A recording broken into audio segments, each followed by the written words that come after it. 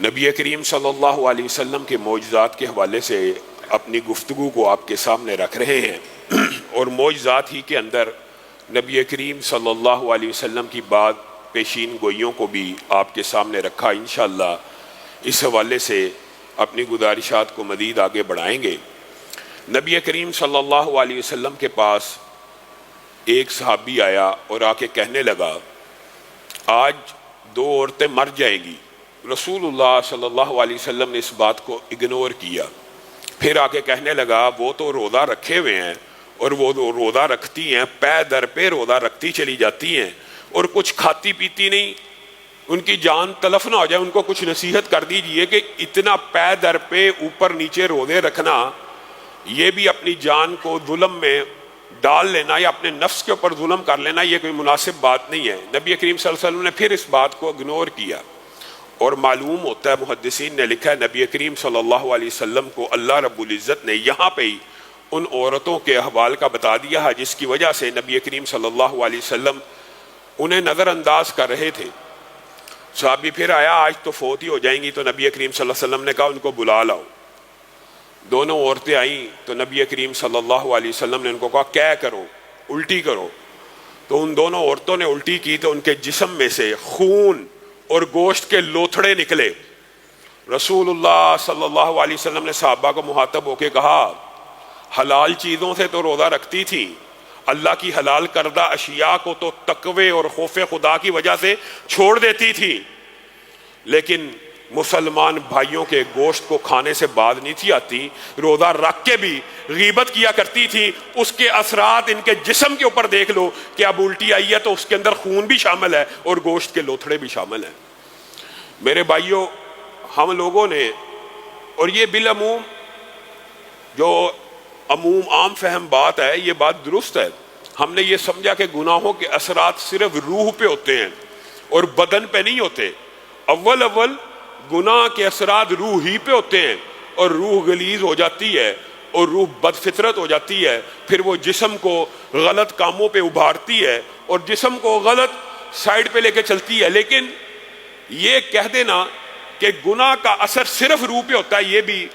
کوئی درست بات نہیں ہے۔ آپ ایک عام مشاہدے کے طور کے اوپر کسی کو طعن و تشنیع کرنا مقصود نہیں، آپ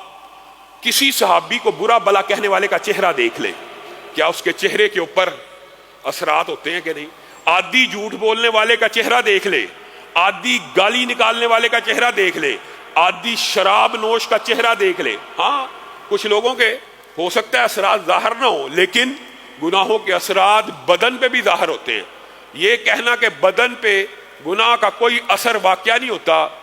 تو حقیقت بات تو یہ ہے آج جتنے امراض آپ معاشرے میں دیکھ رہے ہیں، میں ایمانداری سے لوگ آتے ہیں، اگرچہ میں رقیہ شریعہ کا باقاعدہ باضابطہ طور پہ کام نہیں کرتا، لیکن اس علم کو حاصل کیا، پڑھا ہے، اپنے دوست احباب کی طرف ریفر کر دیتے ہیں، لیکن ان میں سے 90% جو مریض ہیں ان کی 2 وجوہات ہوتی ہیں، اور پہلی جو سب سے اہم وجہ یہ ہوتی ہے ان کے گناہ ہوتے ہیں، جس کی وجہ سے وہ ایسے موذی امراض کا شکار ہو چکے ہوتے ہیں کہ پھر نہ میڈیکل رپورٹس بھی آتے ہیں، نہ ان کو کسی قسم کی دوائی اثر کرتی ہے۔ اور کئی مرتبہ جو رقیہ شریعہ کرنے والے ہوتے ہیں یا عالم ہوتے ہیں، وہ ایگزیکٹ وہ گناہ بھی بھانپ لیتے ہیں کہ اس جسم کے اوپر فلاں گناہ کا اثر ہے جس کا نتیجہ یہ ہے۔ ان میں سے میرے بھائیوں ایک گناہ یہ غیبت بھی ہے، جس کو ہم نے بڑا معمولی سمجھ لیا ہے۔ یقین مانیے کئی مرتبہ ایسے مشاہدات اور واقعات نظروں سے گزرے ہیں کہ ایک بندہ عرصے سے گوشت نہیں کھا رہا، لیکن میڈیکل رپورٹ میں آ رہا ہے کہ وہ گوشت ڈیلی کھاتا ہے، گردوں کی رپورٹ خراب آ رہی ہے، اس کے اندر غیبت کے علاوہ کوئی عیب پایا نہیں گیا، اور جب اس نے اصلاح کی اللہ تعالیٰ نے اس کو شفا بھی دے دی۔ یہ کوئی چھوٹی بیماری نہیں ہے، اور یہ رسول اللہ صلی اللہ علیہ وسلم نے اس ایک موقع کے اوپر اس کی پیشین گوئی نہیں کی، بلکہ دوسرا مشہور واقعہ ہے، اکثر نے سنا ہوگا لیکن یاد دہانی کے لیے، رسول اللہ صلی اللہ علیہ وسلم ایک سفر میں ابو بکر و عمر کو بھی ساتھ لے کے چل پڑے، اور حضرت ابو بکر و عمر نے ایک ملازم کو اپنے ہمراہ لیا، اور اس ملازم کو ہمراہ لینے کا مقصد یہ تھا کہ جب ہم سفر میں رک جائیں گے، جب ہم سفر میں کہیں پہ ٹھہریں گے، سستائیں گے، کہیں پہ ریسٹ کریں گے، تو یہ ملازم ہمارے لیے کھانا پکائے گا، ہماری خدمت کرے گا۔ اب ایک رستے میں پڑاؤ آ گیا، آپ نے پڑاؤ ڈال لیا، حضرت ابو بکر و عمر نے بھی پڑاؤ ڈال لیا۔ اب جب انہوں نے پڑاؤ ڈالا، وہ جو ملازم تھا وہ بھی بالآخر انسان تھا، اتنا لمبا چوڑا سفر تھا، جیسے ہی نبی کریم صلی اللہ علیہ وسلم لیٹ گئے، قافلے والے لیٹ گئے، یہ ملازم بھی لیٹ گیا، اس کی آنکھ لگ گئی۔ حضرت ابو بکر و عمر آپس میں، کتنی جلیل القدر ہستی ہیں، شخصیات ہیں، آپس میں ایک دوسرے کی طرف آنکھوں میں آنکھیں ڈال لی اور اشارہ کرنے لگے۔ اس کو ہم مراد یہ ہے، اشارے میں کہنے لگے یہ جس کو ہم کھانا پکانے کے لیے لائے تھے یہ ماشاءاللہ سو رہا ہے، جس کو ہم اپنی خدمت کے لیے لائے تھے وہ تو ریسٹ کر رہا ہے، وہ تو سو رہا ہے۔ کوئی بری بات نہیں کی، کوئی گالی نہیں نکالی، کوئی تان و تشنیع نہیں کی، صرف یہ جو ہلکا سا، اس کو کہتے ہیں حمز، یا حمز کیا، ہلکا سا اشارہ کیا، لمس کہہ لے، ہلکا سا لمس کیا، اور ایک دوسرے کی صرف آنکھوں میں دیکھ کے اشارے کیے کہ یہ دیکھو جی سو رہا ہے،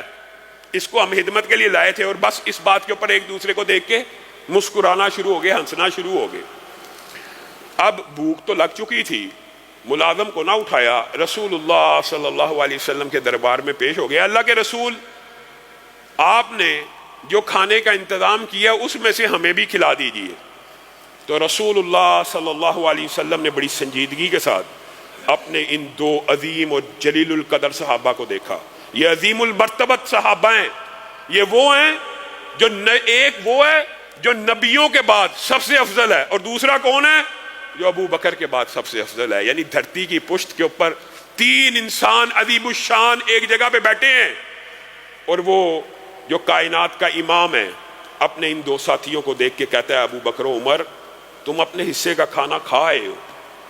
اے اللہ کے رسول، آپ کہتے ہیں، آپ کی بات کو جھٹلایا تو نہیں جا سکتا، آپ نے کہہ دیا، لیکن واللہ ہم نے ابھی تک کچھ نہیں کھایا، تم اپنے حصے کا کھانا کھائے ہو، ہم نے ابھی تک کچھ نہیں کھایا۔ تم نے اس ملازم کی آپس میں کننکھیوں میں غیبت نہیں تھی کی، تم نے اپنے مردہ بھائی کا گوشت کھا لیا، تم نے اپنے حصے کا کھانا کھا لیا۔ ہم نے اس گناہ کو کیا سمجھا؟ کچھ بھی نہیں سمجھا، اور ہم یہ سمجھتے ہیں کوئی عیب کسی کے اندر موجود ہو تو وہ غیبت نہیں ہے۔ اور میرے بھائیو، غیبت صرف موجود عیب کا نام ہے، موجود عیب کا نام ہے، اور اگر وہ عیب موجود ہی نہ ہو تو اس کو کیا کہتے ہیں؟ الزام یا بہتان۔ عیب موجود ہو اور اس کی پیٹھ پیچھے کیا جائے، اس کے منہ پہ اس کی اصلاح نہ کی جائے، اور اس کے پیٹھ پیچھے اس کے کسی دوست، اس کے کسی عزیز، اس کے کسی بھی حوالے سے رشتہ دار عزیز و اقارب کو پکڑ کے اس کا وہ عیب بیان کرنا جو اس میں موجود ہے، موجود ہے، موجود ہے، وہی غیبت ہے۔ وہ عیب بیان کرنے کی اجازت محدثین نے جن دو مقامات پہ عمومی طور پہ دی ہے وہ بھی سمجھ آ جانا چاہیے، بات آئی ہے ضمنی طور پہ تو اس کی بھی وضاحت ہو جائے۔ ایک، اگر اس آدمی کا کہیں رشتہ ہو رہا ہے اور آپ کو اس کے عیب کا پتہ ہے، اور رشتہ کرنے والے کو آپ کو بتانا ضروری ہے کہ اس بندے میں یہ عیب ہے، اس لڑکی میں یہ عیب ہے، بعد میں گلہ نہ کرنا، ابھی بات بتا دی جائے، رشتے کے اندر عیب کو نہیں چھپانا چاہیے۔ دوسری بات، اس بندے کا فتنہ ایسا ہو، اس عیب کا فتنہ ایسا ہو، وہ جو عیب ہے وہ ایسا عیب ہو جس سے عوام کو نقصان پہنچتا ہو، جس پہ مفاد عامہ کے اوپر ضرب لگتی ہو، پھر اس عیب کا بتانا جس بندے کو نقصان پہنچنے کا اندیشہ ہے آپ کے اوپر واجب ہے۔ مثلا اس کی بڑی عام فہم مثال ہے، بہت سی مثالیں ہیں، متعدد اس کی جہتیں ہو سکتی ہیں۔ ایک جہت تو یہ ہے کہ ایک عالم دین بنا ہوا ہے اور لوگوں کو فتنے میں مبتلا کر رہا ہے، اس کا وہ عقیدہ، اس کا وہ عیب بیان کرنا اور لوگوں کو کہنا کہ یہ اس فکر میں گمراہ ہے، اس کی اس فکر کو قبول نہیں کرنا، یہ غیبت نہیں ہے، یہ آپ کے اوپر لازم اور واجب ہے۔ دوسرا ایک عام فہم مثال دے کے بات کو آگے بڑھائیں گے۔ ایک بندہ عادی مجرم ہے کہ وہ لوگوں کے پیسے کھاتا ہے، خیانت کرتا ہے، بے ایمان ہے، اور آپ دیکھ رہے ہیں اب یہ فلاں شخص سے بھی پیسے نکلوانے لگا ہے، تو آپ کے پر واجب ہے کہ آپ اس بندے کو جا کے کہیں اس کے اندر یہ عیب موجود ہے، یہ لوگوں کے پیسے کھا جاتا ہے، یہ حق تلفی کرتا ہے، اس کے ساتھ تجارت نہ کی جائے۔ غیبت کی جو جائز اقسام ہیں ان میں یہ باتیں شامل ہیں، اور بلا مقصد بغیر کسی وجہ کے کسی بندے کو باطل کرنے کی وجہ، صرف باطل کرنے کے لیے، یہ انسان بڑا بدقسمت ہے، بہت بدقسمت ہے۔ انسان غیبت کس وجہ سے کرتا ہے؟ بالعموم آپ نے دیکھا ہوگا غیبت کی جو سب سے بڑی وجہ ہوتی ہے وہ اپنے نفس کی تسکین ہوتی ہے۔ انسان کسی بندے کو اچھا نہیں سمجھ رہا ہوتا اور انسان اپنے نفس کو تسکین دیتا ہے کہ میں اس بندے کو اچھا نہیں سمجھ رہا، فلاں بھی اس بندے کو اچھا نہ سمجھے، اس کے علاوہ غیبت کی کوئی وجہ نہیں ہوتی، صرف اس وجہ سے غیبت کی جاتی۔ میں اچھا نہیں سمجھتا، فلاں بھی اچھا نہ سمجھے، فلاں بھی اچھا نہ سمجھے، فلاں بھی اس کو برا سمجھے، اپنے نفس کی تسکین اس بندے کے خلاف ہے۔ اب بدقسمتی کا اندازہ ہے، بدبختی کا اندازہ ہے، ایک جس بندے کے خلاف ہے، ایک تو ہے جن کے حق میں ہوتا ہے، انسان ماں باپ ہیں، بہن بھائی ہیں، بیٹے ہیں، ان کے تو بندہ حمایت میں ہوتا ہے، اور یہ لوگ بھی کل قیامت کے دن انسان سے نیکیاں لے اڑیں گے۔ یہ بھی ایک تکلیف کا باب ہے، لیکن ان سے تو انسان محبت کرتا ہے، اور وہ انسان جس سے آپ نفرت کرتے ہیں دنیا میں، جس سے بغض رکھتے ہیں، کل قیامت کے دن جب وہ آپ کی نیکیوں کو لے رہا ہوگا، آپ کے دل کے اوپر کیا بیتے گی؟ آپ تو اس سے بغض رکھتے تھے، آپ کے دل میں تو اس کی نفرت تھی، لیکن صرف ایک غیبت کی وجہ سے وہ آپ کی نیکیوں کو لے رہا ہے،